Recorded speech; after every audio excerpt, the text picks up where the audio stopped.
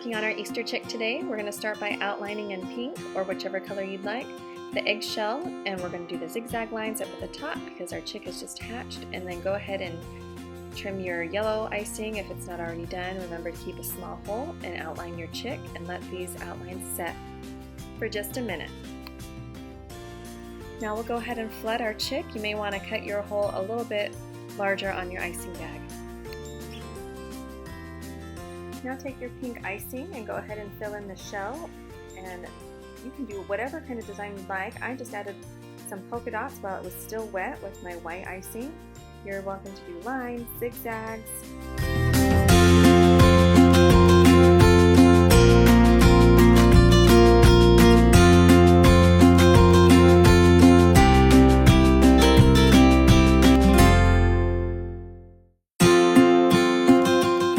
Now we'll add in his beak, and we'll add a little white eye as well, and you're done. You can add any other embellishments or sprinkles to your chick and enjoy.